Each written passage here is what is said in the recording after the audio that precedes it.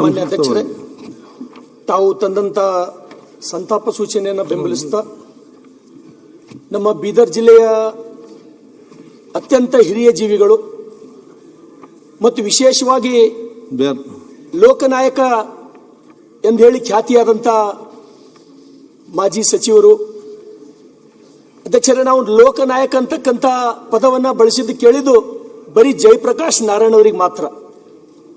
ಅದಾದ ನಂತರ ನಾನು ಕೇಳಿದ್ದು ಲೋಕನಾಯಕ ಅದು ಬಳಸಿದ್ದು ಬರೀ ಭೀಮಣ್ಣ ಖಂಡ್ರೆ ಅವರಿಗೆ ಮಾತ್ರ.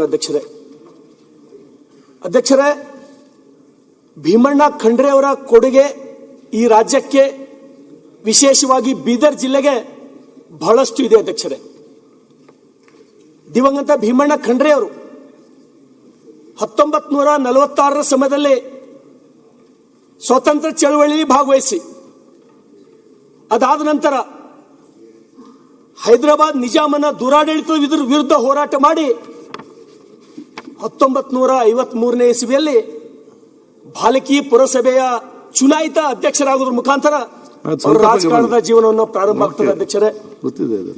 ಅಧ್ಯಕ್ಷರೇ, ನಾನು ಚಿಕ್ಕವನಿದ್ದಾಗ, ನಾನು ಇನ್ನೂ ಕಲಬುರಗಿ ಜಿಲ್ಲೆಯಲ್ಲಿದ್ದಾಗ ನಮ್ಮ ಲೋಕಸಭಾ ಸದಸ್ಯರು ರಾಮಚಂದ್ರ ವೀರಪ್ಪ ಅವರು ನಮ್ಮ ಕಡೆ ಬಂದು ಭಾಷಣ ಮಾಡ್ತಿರೋ. ಅಧ್ಯಕ್ಷರೇ, ಅವ್ರು ಏನ್ ಹೇಳ್ತಿರೋ ಅಧ್ಯಕ್ಷರೇ ಅಂದ್ರೆ, ಧೈರ್ಯ ಹೆಂಗಾರ ಇರ್ಬೇಕಂದ್ರೆ ಭೀಮಣ್ಣ ಖಂಡ್ರೆಯವರಪ್ಪಲೇ ಧೈರ್ಯ ಇರ್ಬೇಕಂತ ಹೇಳಿ ರಾಮಚಂದ್ರಪ್ಪ ವೀರಪ್ಪ ಅವರು ಮಾತಾಡಿದ್ ಕೇಳಿದ್ ನಂಗೆ ಇವತ್ತಿಗೂ ನೆನಪಿದೆ.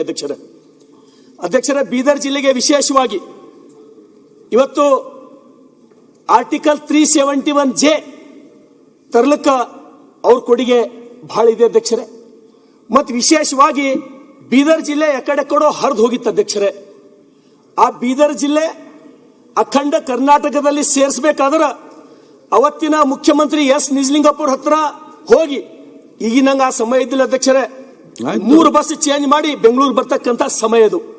ಆ ಸಮಯದೊಳಗೆ ಎಸ್ ನಿಜಲಿಂಗಪ್ಪರ ಮೇಲೆ ಒತ್ತಡ ತಂದು ಕೇಂದ್ರದಲ್ಲಿ ಇರ್ತಕ್ಕಂಥ ಅವತ್ತಿನ ಹೋಮ್ ಮಿನಿಸ್ಟರ್ ಗೋವಿಂದ್ ವಲ್ಲಭ್ ಅಂತರ ಹೋಗಿ ಇವತ್ತು ನಮ್ಮ ಬೀದರ್ ಜಿಲ್ಲೆ ಕರ್ನಾಟಕದ ಕಿರೀಟವಾಗಿ ಇವತ್ತು ಏನಾರ ಅದಕ್ಕೆ ಕಾರಣ ಅಂದ್ರೆ ಅದು ಭೀಮಣ್ಣ ಖಂಡ್ರೆ ಅವರ.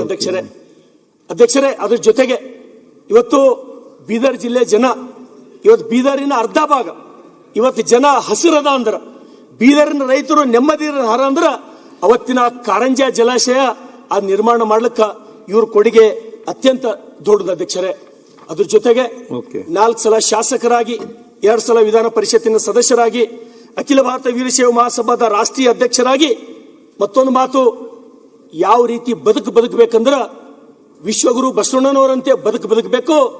ಕಷ್ಟ ಬಂದಾಗ ಛತ್ರಪತಿ ಶಿವಾಜಿ ಮಹಾರಾಜರಂಗೆ ಹೋರಾಟ ಮಾಡ್ಬೇಕಂತ ಹೇಳಿದ್ದು ನಾವು ಯಾರಿಗೂ ಮರೆಯುವಂತಿಲ್ಲ. ಅಧ್ಯಕ್ಷರೇ, ಕೊನೆಯದಾಗಿ ಅಧ್ಯಕ್ಷರೇ, ಇವತ್ತೇನು ಆ ಅನುಭವ ಮಂಟಪ ಅದು ಭೀಮಣ್ಣ ಖಂಡ್ರೆ ಅವರು ಭಾಲ್ಕಿ ಚನ್ನಬಸವ ಪಟ್ಟದೇವರ ಹಾಗೂ ಭಾಲ್ಕಿ ಬಸವಲಿಂಗ ಪಟ್ಟದೇವರ ಕನಸಿನ ಕೂಸು ಅದು ಅನುಭವ ಮಂಟಪ. ಅಧ್ಯಕ್ಷರೇ, ಹಾಗಾಗಿ ನಾನು ಇವತ್ತು ಭೀಮಣ್ಣ ಖಂಡ್ರೆ ಅವರನ್ನ ಕಳ್ಕೊಂಡಂತ ಬೀದರ್ ಜಿಲ್ಲೆ, ಇಡೀ ದೇಶದ ವೀರಶೈವ ಸಮಾಜ ಇವತ್ತು ಬಡವಾಗಿದೆ. ಅಧ್ಯಕ್ಷರೇ, ಹಾಗಾಗಿ ಆ ಕುಟುಂಬಕ್ಕೆ ಆ ದುಃಖ ಬರ್ತಕ್ಕಂಥ ಶಕ್ತಿ ಬಸವಣ್ಣನವರು ಕೊಡ್ಲಿ ಅಂತ ಹೇಳ್ತಾ ಅಧ್ಯಕ್ಷರೇ, ಇನ್ನೋರ್ವ ಈ ಮನೆ ಸದಸ್ಯರಾಗಿ ಕೆಲಸ ಮಾಡಿದಂತ ಕೆ ಲಕ್ಕಣ್ಣರವರು ಹಾಗೂ ಪ್ರೊಫೆಸರ್ ಮಾಧವ್ ಗಾಡ್ಗಿಳವರ ನಿಧನವನ್ನ, ಆ ದುಃಖಕ್ಕೆ ಶಕ್ತಿ ತುಂಬತಕ್ಕಂತ ಶಕ್ತಿ ಭಗವಂತ ಕೂಡ್ಲಿ ಅಂತ ಹೇಳಿ ಅವರಿಗೆ ಶ್ರದ್ಧಾಂಜಲಿಯನ್ನು ಸಲ್ಲಿಸ್ತಾ ನನ್ನ 2 ಮಾತು ಮುಗಿಸ್ತೇನೆ. ಅಧ್ಯಕ್ಷರೇ, ಧನ್ಯವಾದಗಳು.